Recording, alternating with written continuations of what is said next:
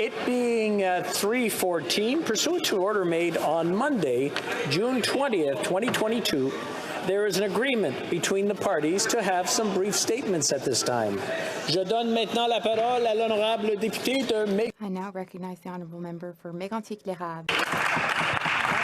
Merci, Monsieur le Président. Thank you, Mr. Speaker. Colleagues, it is an honor to speak today about our leader, the leader of the official opposition and of the Conservative Party. And my first words, Mr. Speaker, won't be mine, but these are words to describe the member for Portage-Lisgar in her native province of Manitoba. To describe the member for Portage-Lisgar in her home province of Manitoba. The Winnipeg Free Press described her as arguably one of the hardest working MPs in Canada. Without a doubt, she's one of the hardest working MPs in Canada. That's exactly why the MP for Portage-Lisgar successfully rose to the challenge of interim leader of the Conservative Party of Canada as a short leadership race began that will allow members to choose a new leader on September 10th. Candice, if you permit, Mr. Speaker, as everyone in our caucus calls her, has shown us that she's not only a hard worker, but that she is a woman of values, principle, who knows how to listen to others, and above all, who knows how to make decisions while respecting the differences of each other member of this team. Absolutely. Si Candice a réussi à si bien intégrer les responsabilités. Candice quickly became very strong at the leadership role. In fact, though we are all talented, she is extremely talented. Candice was elected member for Portage-Lisgar in 2008 after having worked for the Conservative Party for many years. She is a woman of character. What led her to her advocacy at the time was liberal overspending. Isn't that ironic, Mr. Speaker? Things don't seem to change. She then became director of the Manitoba Leadership Campaign for the person who would become Prime Minister of Canada, the Right Honourable Stephen Harper. And she really had the desire to serve the people of her riding as well as all Canadians. In 2008, she was elected by a strong majority, the Member of Parliament for Portage-Lisgar. The constituents in her riding chose a strong voice to represent them in Ottawa. We have gotten to know her, and we know that she has unlimited love for Canada and Canadians. In 2011, she was named Parliamentary Secretary to Vic Toes. As Parliamentary Secretary, she worked with the Minister for Public Safety, notably on C-19, the government's ban on the long gun registry, which came in the next year in 2012. Then in 2013, the Right Honourable Stephen Harper recognized the great talent of the member for Portage-Lisgar, as well as her advocacy for Canadians who were struggling and needed strong voices to represent them.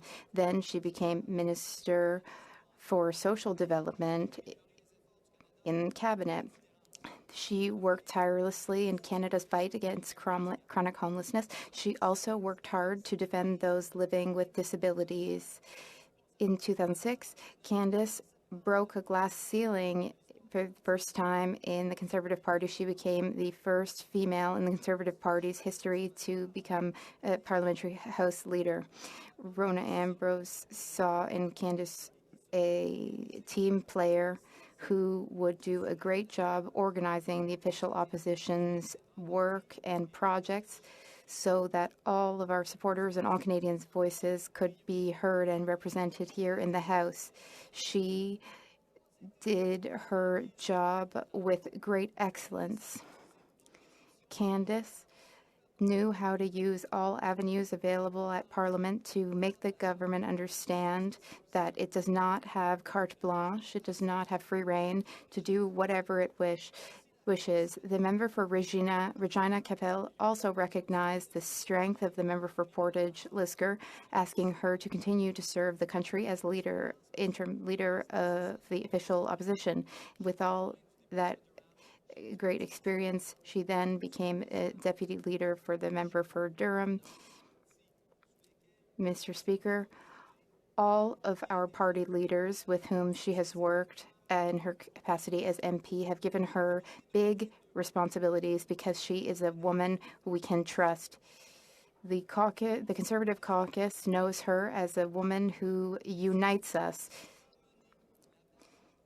She was able to lead the party through a rather turbulent period. She has been working very hard for a very long time. Mr. Speaker, she's no interim leader, no temporary leader. She is the leader of the Conservative Party for a temporary period.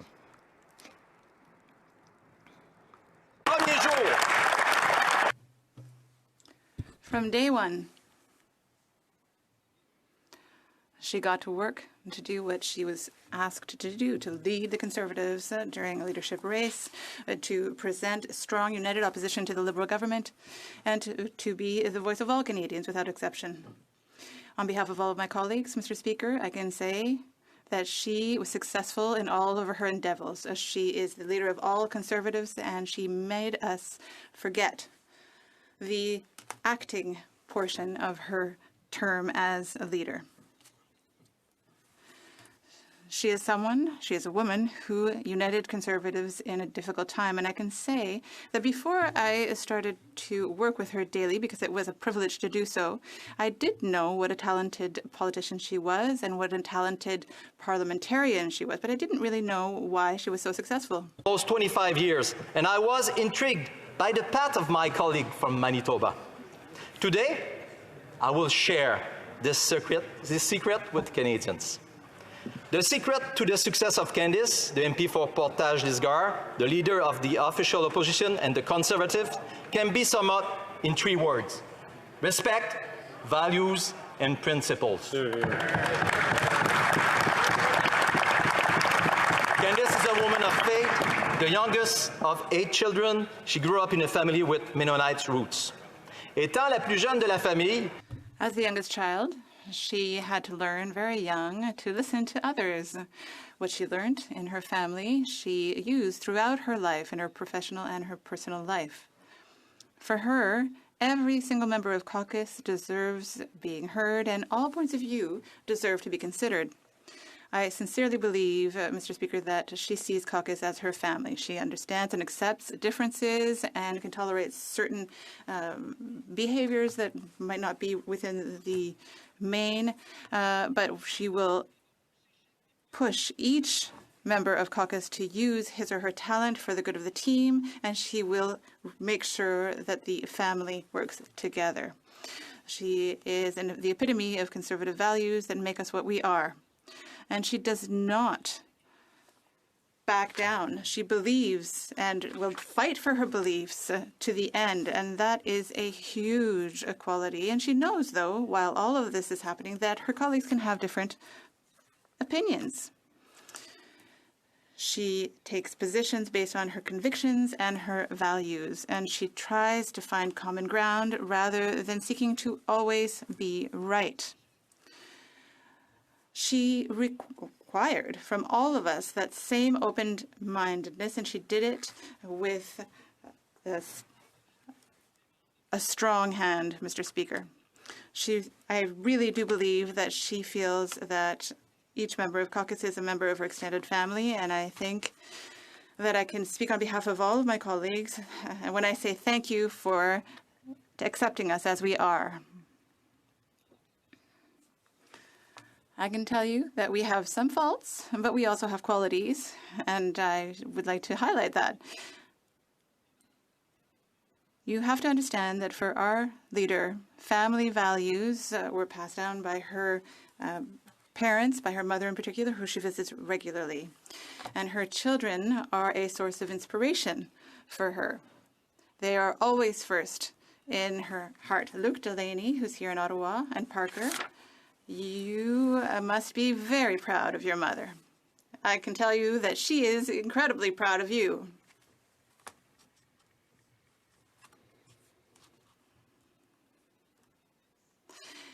And I don't think Candice, the mother, would be unhappy if I were to tell you that she's also a grandmother of 2 grandchildren.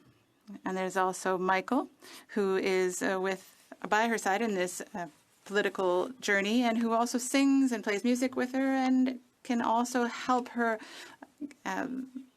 think of something other than politics every once in a while. Thank you, Michael, Candice's children and her grandchildren, for having shared Candice with us. Now, I think that I speak on behalf of all of the members of this House when I recognize the extraordinary human being that the leader of the official opposition is. Devoted much of her life to public service, to defending the people of her riding of Portage-Lisgar, and to wanting to improve the future of all Canadians. On behalf of all my fellow Conservatives, I want to say thank you to Candice for leading our party and caucus in a strong yet gentle way, showcasing everyone's strength and respecting everyone's opinion. Candice showed us that we can be proud of who we are. She gave us back the pride of being united as a team. She taught us the pride of being conservative in 2022. Elle nous a enseigné la fierté d'être. She taught us the pride of being conservatives in 2022.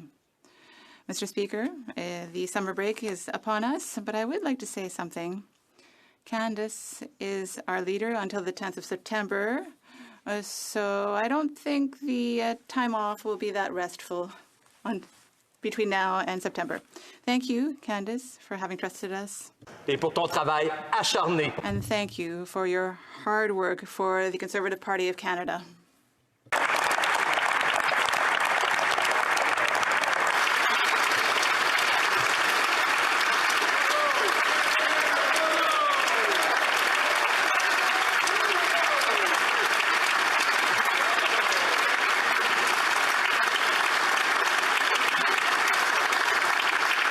I now recognize the honourable member for Waterloo. Mr. Speaker, it is always a privilege for me to rise in this House to speak, and today it is on behalf of the governing benches and the Liberal Party about a woman who has my appreciation.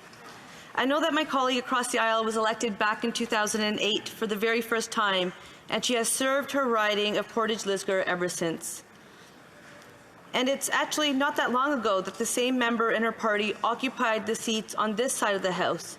The member of Portage-Lisgar served as Parliamentary Secretary to the Minister of Public Safety and then went on to serve as Minister of State for Social Development. Then in August of 2016, I was honoured to be named as the first and to this day only woman to serve as Government House Leader. And nearly a month after, the member of Portage-Lisgar was named the official Opposition House Leader, and as the member for Mégantic-l'Érable shared, the first Conservative woman in this world, named by one of the many former opposition leaders in this House, the member for Regina Capel. I, for one, can't remember which sequential leader, interim or otherwise, he is, as since 2015 alone, the Conservative Party has gone through so many leaders. But I do know that he is one of many, as is my colleague and friend from Portage-Lisgar. Though most would not know, based on my deliberations or debate with her in this place or in the media, though our politics do not align, and though we often agree to disagree, and to be fair, Mr. Speaker, even our initials are opposite, but I digress. Mr. Speaker, all of our differences aside, I can say that she has served our country with conviction. I, for one, know that she respects this institution, because when 2 women were involved in running this House, the order paper was cleared at the end of the session. I, for one, can say that I knew this member and her work before she took on the very esteemed role of the interim leader of Her Majesty's Loyal Opposition. While I believe that my colleague across the way rightfully was honoured by this responsibility and all the glitz and glamour that it comes with, I, for one, can say that I may not have been as eager to move into Stornoway as perhaps she was. Yet now that this experience, I would welcome her thoughts on any additional insights on public or government-funded housing. Mr. Speaker, I cannot say I miss her as an adversary, as she was a formidable one. But I know that even despite our differences, I know that we will continue to work towards the same goal, that is, leaving this place and our country better off. I know that she has worked hard for her constituents, her family, including 3 children who never stop making her proud, and her 2 grandchildren whom she loves unconditionally. From this side of the aisle, I know that Liberals look forward to seeing what comes next, and we know she will serve well in whatever she continues or takes on. To my colleague and friend opposite, I say thank you for your service to Canadians during your time as interim leader of the official opposition. We say thank you to your family for sharing your time and talents, and we wish you all the best in your endeavors. Keep well and safe. Thank you.